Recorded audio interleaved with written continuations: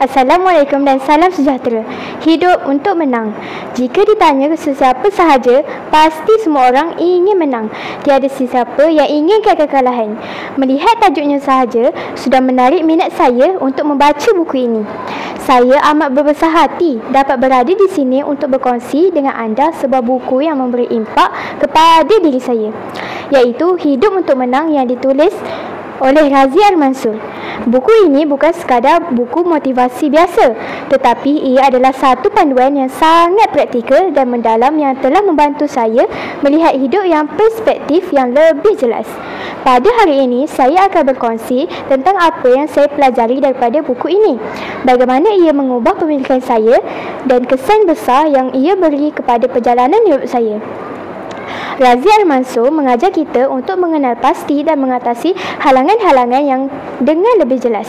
Sebagai contoh, saya dahulu sering berfikir bahawa saya tidak cukup berkemampuan mencapai kejayaan dalam bidang yang saya pilih.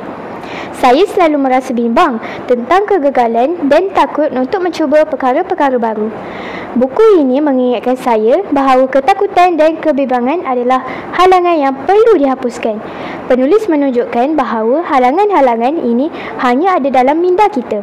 Kita boleh memilih untuk mengatasi dan mengubah pemikiran tersebut.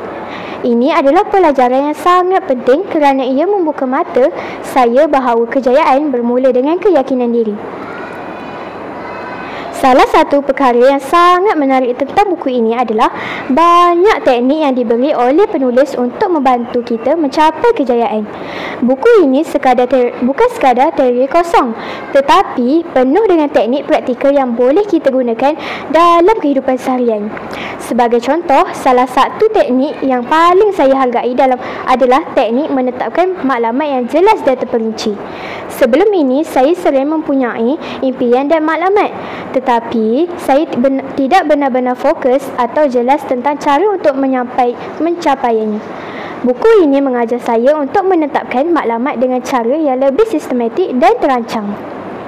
Buku ini mengajar kita untuk meletakkan diri kita pada kedudukan yang dapat diterima dan iktiraf oleh orang ramai. Buku ini menekankan bahawa untuk berjaya, kita akan hanya perlu menjadi pakar dalam bidang kita, tetapi juga perlu menunjukkan potensi dan kebolehan kita kepada orang lain. Ini bermaksud bahawa kita sentiasa berusaha untuk meningkatkan diri dan berkomunikasi dengan cara yang baik agar orang lain dapat melihat dan menghargai kemampuan kita. Secara keseluruhan, buku Hidup untuk Menang oleh Razi Al-Mansur telah memberi kesan yang sangat mendalam kepada saya. Ia bukan sekadar sebuah buku motivasi, tetapi sebuah panduan yang sangat praktikal dan penuh dengan nasihat yang berguna untuk membantu kita mencapai kejayaan dalam hidup. Buku ini mengubah cara saya berfikir, cara saya melihat cabaran dan cara saya bertindak dalam kehidupan.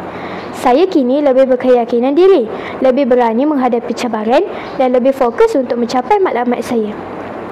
Akhir kata, saya ingin mengucapkan terima kasih kepada Razi Al-Mansur kerana menulis buku ini dan memberi saya panduan yang sangat berguna untuk memperbaiki hidup saya. Saya berharap apa yang saya kongsikan hari ini dapat memberi inspirasi dan manfaat kepada anda semua.